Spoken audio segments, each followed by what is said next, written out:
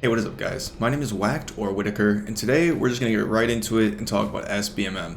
Now this video isn't about if SBMM is good or bad, this is just essentially me making an attempt at fixing it, because as of now, SBMM is not actually skill-based. It is not based on your skill as a player. Now what does that mean? Because it sounds pretty crazy to just be saying that. But what that means is that SBMM will actually try to find an average skill level between the entire player base and make a team that hits that average. So in most FPS games that you play, like Halo or Call of Duty, you'll notice that you'll have one or two people on your team that are going crazy and getting a bunch of kills. They'll drop at least, 25 plus kills and be at the top of the scoreboard. They can be dropping upwards of even 50 or 100 kills, depending how good they are or how high their SBMM is. And then you'll see, based on those players' performances, you'll have players below them only dropping like 10 kills all the way down to 0 or 1 or 2 kills. And the reason that is because it takes those players with a very high numeric value of their MMR, their secret hidden SBMM ranking, and it tries to add players to bring that average skill level down for their entire team. And the reason this is a problem is because you'll be losing games where you're absolutely playing your best and you're destroying, and the main reason is not you. It's not your performance, it's your team's performance. And I think there's actually a very simple way to fix this. I think that the simple way to fix this and truly make SBMM skill-based, because I don't think these companies are getting rid of skill-based matchmaking anytime soon. So the best way to actually have a better matchmaking experience is to improve the skill-based system itself and make it truly skill-based, right? So the way we fix this is you have to just, instead of matching for an average skill level, you want to look at a player's individual skill level and try to match other players with that. Now, people always say there's a problem where, the really high level players and really low level players are going to have to wait a long time to get more matches. And the simple way to fix this is every 1 minute that they're searching for a game, or 30 seconds, that's really up to the developer how long the time frame would be. But every certain amount of time that they're searching for a match and they don't find a match, you then loosen the parameters for that skill ranking that it's looking for. So let's say the average skill rank inside your game you're playing, let's say Call of Duty, for example, is 1500. It's the hidden number 1500, whatever that symbolizes, whether it's kills or accuracy. It's really hard to tell because we don't exactly know all the metrics they use. Let's just say the average player's skill rating is usually 1500, right? Then you have a player that is extremely highly skilled, right? Let's say you take someone like Phase Scope or someone who's known for, pub stomping or having crazy high kill games.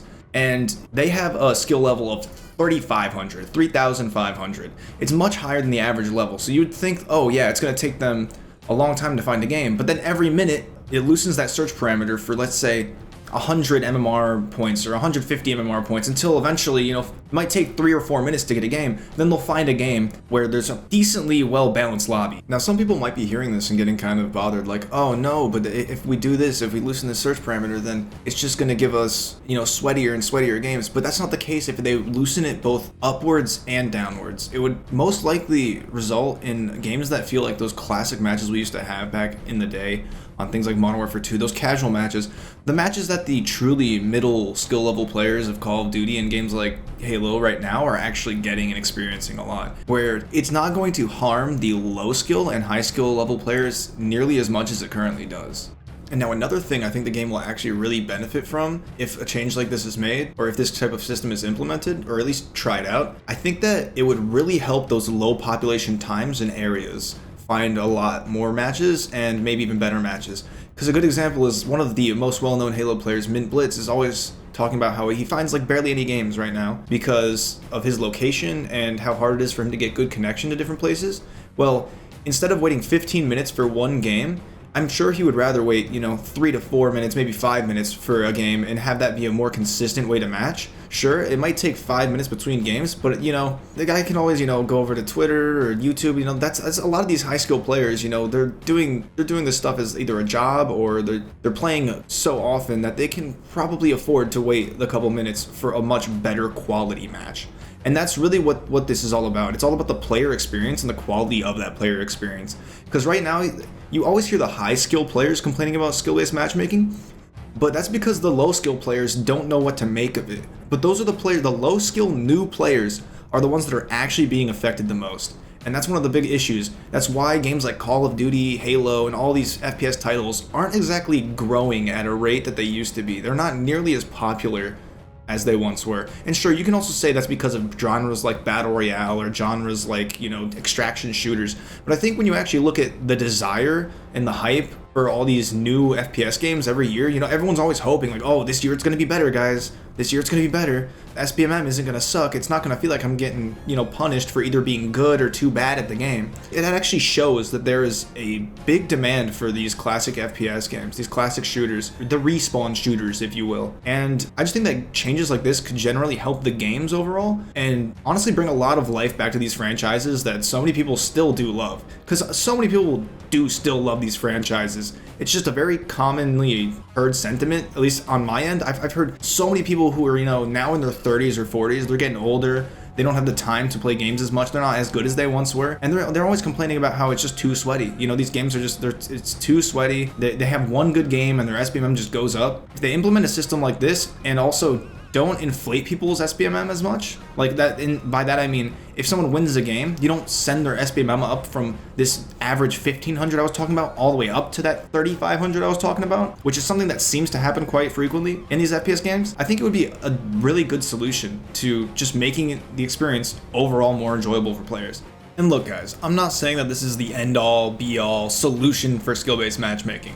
That's not at all what I'm saying. Mainly, what I want people to take away from this is that we have to sit here and talk about SBMM and actually try to find ways to make it better and fix the experience for the new and high-level players. The noobs are getting completely dunked on and not playing the game anymore. And that's an obvious issue for obvious reasons. The same way having your best players, who are one of the best forms of advertisement when it comes to all these content creators, also being displeased with the game. You know, that is a definite issue. And to say it's not, I think is just being tone deaf to the entire situation of what FPS games have been going through. Either way, I'm not saying I'm completely coming up with the best solution ever, but I think that through these kinds of conversations is just how we find a better solution, find a better way to make these games more enjoyable again and get back to that core good vibe we had going back in like 2007, you know, around that time. That's really it. That's really all I had to say. If you guys want me to try to look into some of the documents that notate different things about SBMM, like recently there was something about 343 or Microsoft's SBMM system that was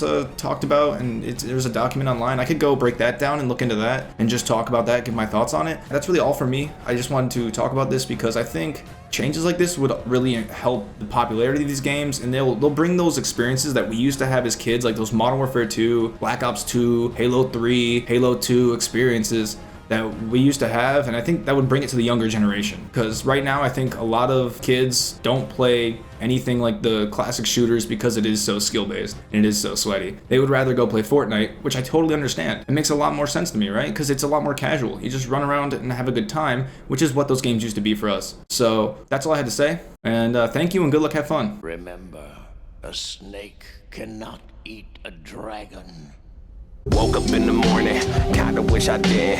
Rolled another blunt, smoked that shit right in the kitchen. Ain't no cap, I'm frustrated at your false sense of ownership. Heard a couple joints and sunk your paws in the motor's pit. Pause to the cobra's grip, I wriggle through these interludes.